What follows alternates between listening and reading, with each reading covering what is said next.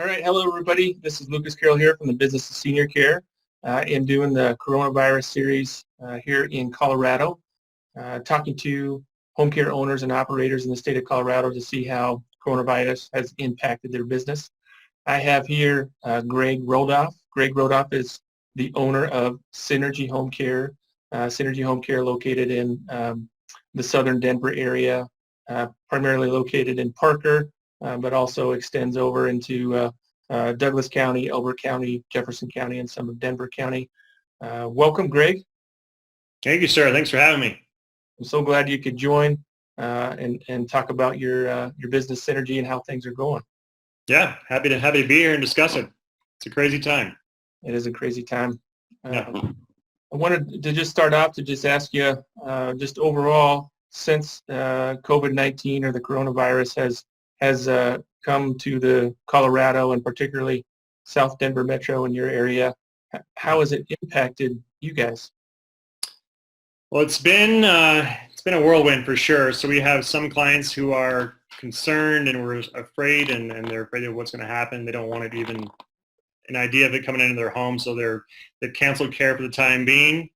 And then we also have some clients that don't want to leave the home. They're afraid to go anywhere. So that's been an opportunity for us as well to, with current clients, up the hours and add some additional care, and then help some of our referral sources and partners who either have to quarantine somebody out of a safety concern or just being cautious in those areas. So we've gained some additional business as well in some different areas to help those individuals. So it's been good so far. Good. All right. So for your company, how has it been affecting the clients that you currently have?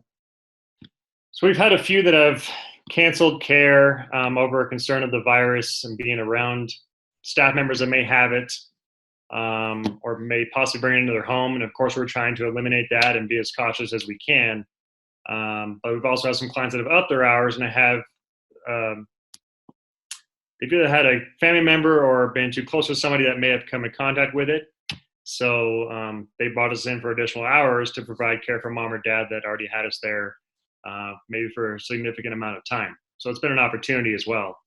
But I think overall, this industry, it's time for home care to step up. I mean, and keep people at home so there's no risk of them going out in the community. If we can keep them out and keep them safe at home, so they don't have to go wind up in the hospital or rehab or something like that. I think it's better for them to be home if we can keep them there. Yeah, and I think I'm so glad you said that, because that was, the next line of questioning that I was thinking for you is, how do you take this for your business and utilize this crisis for an opportunity and trying to get seniors in the safest place? And what is that, how have you, or what do you think for your business does that look like now or moving forward that you might change? It's a good question. So I think we're in this for the long haul. Unfortunately, we don't know when this thing's going to end. But I think for our business, we've gone more virtual from a training standpoint, and also from a marketing and sales standpoint, and also when we could do consultations and things like that. There's an opportunity to be. I don't want to lose the personal connection that this business is so much about with bringing people on board. We do all our assessments, of course, in person and stuff like that. But there's a way for us now to do a video chat meeting or do something more lengthy over the phone. And people are respecting that. I'm trying to limit my exposure as myself to them, to protect them and also protect myself, and then let them know that we're covering our caregivers from a PPE standpoint, giving them that protection equipment that they need. And, so the care that they're receiving is going to be safe, and that they really are going to be taken care of at the end of the day. Absolutely. You were saying something earlier, just super interesting about communication with your team, your admin team, and then your caregivers out in the field, just about utilizing technology. If you want to share that, how you've been able to stay in contact and, change the way you've utilized technology. Sure. So we set up a weekly team meeting over Zoom, which is the platform we're currently using here. It's a good way for me to see my team. I've gone virtual 100% with the management team, so they're all working from home, which is what we're supposed to be doing. And then as well with our training, so orientations, interviews, everything from hiring new people, that's all gone virtual as well, and we're still using the same platform. So it's a really great avenue for us as a business, and be able to still see people and know that we are here, and get them through the right processes. There's some new waivers now with some of the hiring processes. You can take snippets and pictures of documents through video format that you couldn't always do with like an I-9 and stuff like that. But those avenues are now available, and the DOL and some other legal avenues have said that's okay for the time being. Nice. How often do you guys have like a schedule? How often do you touch base during the week, or what that frequency looks like? With the office team? Yeah, with your team, the office team. Yeah. So we have team meetings every Tuesdays. Every Tuesday, that's the way we were doing it in the office. But now we're doing that same. We're following the same exact schedule we did in the office, so we're not losing that face to face. And then we continue to communicate throughout the week. And then I have one-on-ones with people as well, if I need to. And then as those consults come up too, so with caregivers, it's a good way to get out and get in front of your staff right now. This is probably a better opportunity than I ever thought of. So it's kind of opened some doors.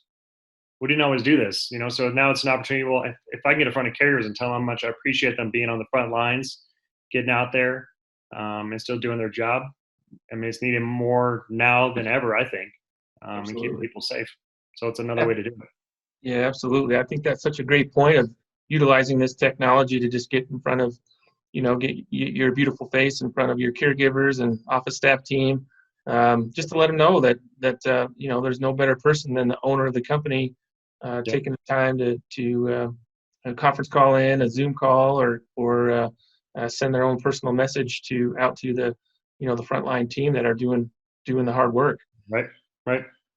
For those caregivers, I was asking you, just with the change in the economy and the change in the job market, and what we're seeing for unemployment. Have you seen a change to the number of people who are maybe knocking on the door to apply for positions, and the type of people are? We sure have. We've had a new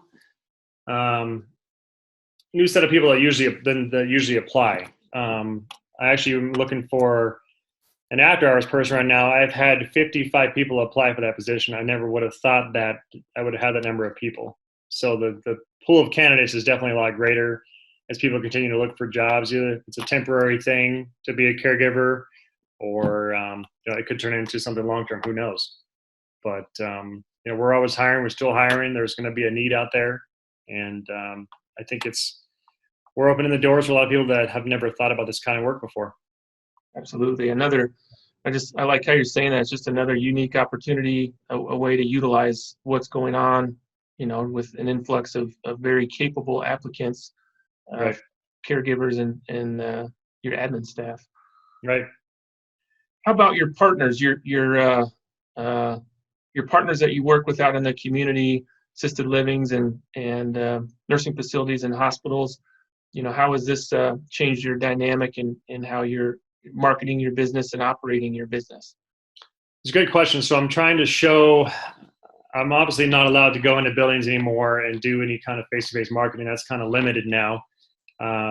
So we're showing more staff appreciation. I'm just trying to think of outside of the box, like if we're delivering pizza, or we're doing any kind of local restaurants to support the local businesses, and we can do that at the same time and also show staff how much we appreciate in these buildings that they're still going to work and can continue to provide care for patients and even clients of my own that happen to be in some of those places.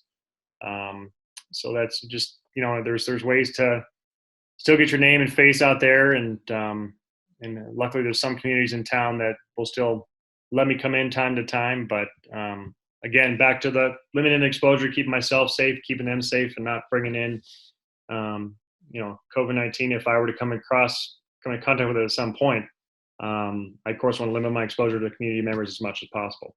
Absolutely. Yeah. And for those care partners in facilities that you have you changed, your wording, like, as a potential for staffing needs, urge, you really could be central to a supplement and really a help. Right. And that's sometimes an immediate thing. So they always know we're on standby. We're available 24/7.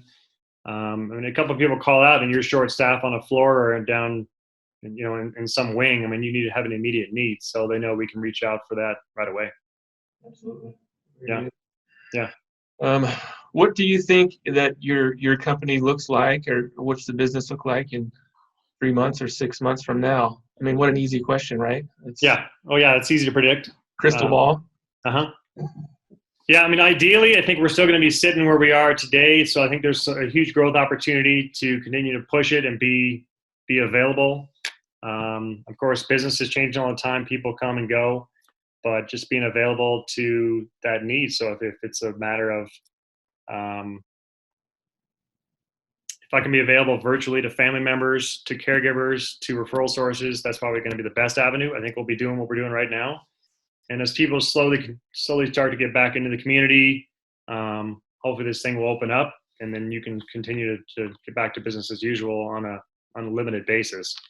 But I think that the ones that are going to make it and survive this, because there's going to be a lot of smaller home care companies that are probably going to struggle. But continuing to show that you're present in our community to hire and have people available when there's a need is going to be the most important thing. Absolutely. For what's going on in the national stage, and then with the state of Colorado, how much of the support for home care, when it comes to like the relief package that's come through, what are your thoughts on how that looks for, moving through coronavirus and really just being able to take care of our seniors in our community and the role that like home care plays? That's a good question. So you're talking about the funding that they're going to hand down to people? Yeah, I mean, just how they incentivize, and the relief they might have for small businesses, and then also the role that home care plays, and whether they should be part of the relief to supplement the care, because it's going to take all, I feel like it's going to take all parties to take care of our seniors, and just home care plays such an important role in that. Yeah, I think it's a great thing. I mean, if they can show how essential we are, because we're still legally, they're saying all healthcare workers are, excuse me, sir, the dog can walk in here.